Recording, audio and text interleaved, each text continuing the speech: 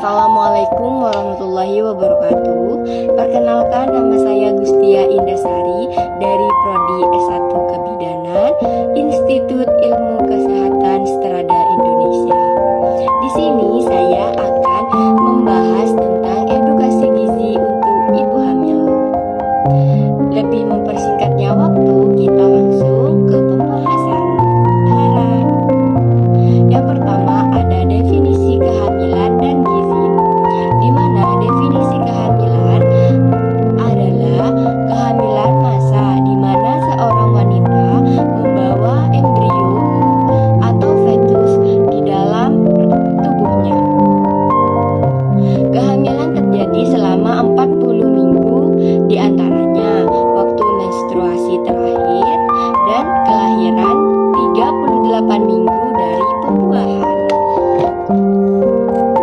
Sedangkan definisi gizi ibu hamil itu adalah makanan sehat dan seimbang yang harus dikonsumsi selama kehamilan yaitu dengan porsi 2 kali makan orang tidak hamil.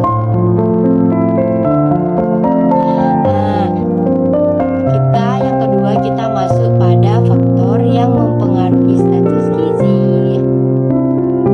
Faktor di sini saya membahas cuma 5, di mana faktornya yang pertama itu keadaan kesehatan dan gizi ibu, yang kedua keadaan sosial dan ekonomi, yang ketiga jarak kelahiran jika yang dikandung bukan anak pertama.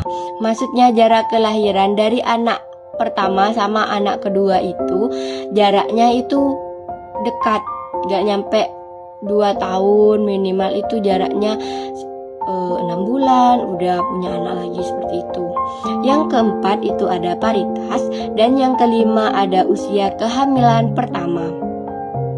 Kita masuk pada ibu hamil sehat dan status gizi, di mana di sini status gizinya kalau kurang itu kita menggunakan lila, di mana lila itu kalau ukuran lila itu kurang dari 23,5 cm, ternyata itu kurang gizi, dinamakan kurang gizi. Yang kedua IMT, indeks massa tubuh. Indeks massa tubuh prahamil yaitu 18,5 sampai 25 kg. Yang ketiga, selama hamil kenaikan berat badan sesuai usia kehamilan. Yang keempat, kadar hemoglobin normalnya itu kurang dari 11 gram. Yang kelima, tekanan darah normal. Maksudnya tekanan darah normal itu tidak kurang dari 120, tidak lebih dari 120, seperti itu ya. Yang keenam, gula darah urin negatif. Yang ketujuh, protein urin negatif. Dan yang kedelapan, lelah, letih, dan gelisah. Itu ibu hamil sehat dan status gizinya kurang, seperti itu ya.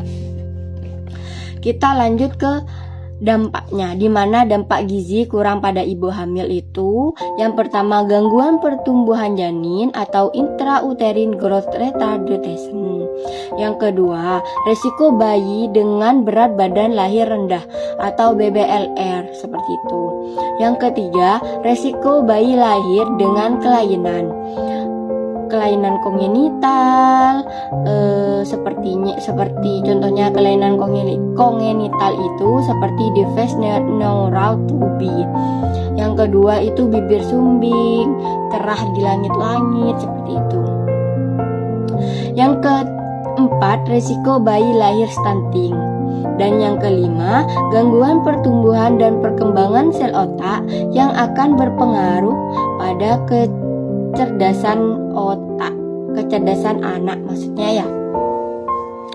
Kecerdasan anak maksudnya gangguan kecerdasan otak itu anak kurang pinter, seperti itu kalau kurang gizi ya. Baik, kita masuk pada risiko dan komplikasi pada ibu. Antara lain, risiko pada ibu itu anemia, perdarahan, berat badan ibu tidak bertambah secara normal, tekanan penyakit infeksi, seperti itu. Kalau kurang gizi itu dapat berpengaruh pada penyakit infeksi. Sedangkan dampak pada persalinan itu ada persalinan sulit dan lama. Yang kedua, persalinan sebelum waktunya atau prematur. Yang ketiga, perdarahan setelah persalinan. Yang keempat, persalinan dengan operasi cenderung meningkat, seperti itu. Sekarang kita masuk pada kebutuhan zat gizi selama hamil. Kebutuhan gizi untuk ibu hamil setiap harinya bertambah sesuai dengan kehamilan, seperti itu. Dikarenakan adanya perkembangan dan pertumbuhan janin, diantaranya itu seperti energi, lemak, protein, vitamin, dan mineral, seperti itu. Sedangkan tips makan bagi ibu hamil ini, tips makan bagi ibu hamil itu makan dalam porsi kecil tapi sering, walaupun sedikit, intinya itu sering, seperti itu. Jangan sampai dalam kondisi perut kosong, tidak boleh. Selama ibu hamil perut tidak boleh kosong, seperti itu ya. Yang kedua, hindari makan yang membuat perut kembung, seperti itu. Batasi mengkonsumsi masakan bersantan, ada ketan, ada nangka, sayur asem, buah-buahan yang asam, seperti itu. Seperti nanas itu tidak boleh ya. Bukan tidak boleh dimakan, bukan intinya nggak apa-apa makan, asal sedikit. Jangan setiap hari makan, jangan dikonsumsi, seperti itu. Yang keempat, hindari kafein, alkohol, dan ikan mentah. Kafein itu seperti kopi, alkohol itu minuman yang beralkohol dan bersoda, seperti itu. Kayak Fanta, Sprite, itu tidak boleh kalau ibu hamil ya. Yang kelima, banyak konsumsi makanan yang mengandung zat besi seperti sayuran hijau. Sayuran hijau itu bayam, kangkung, seperti itu. Tahu, tempe, kacang-kacangan, telur, ikan, dan daging, kan seperti itu. Itu sudah mengandung protein. Walaupun nggak makan daging setiap hari, tahu, tempe itu nggak apa-apa, itu ada proteinnya. Yang keenam, makan buah-buahan segar, bagus untuk menyuplai vitamin. Buah-buahan, intinya buah-buahan ya guys ya. Yang ketujuh, perbanyak minum sekitar 10-12 gelas per hari, seperti itu. Terima kasih ya. Semoga pemaparan dari saya itu bermanfaat bagi ibu hamil.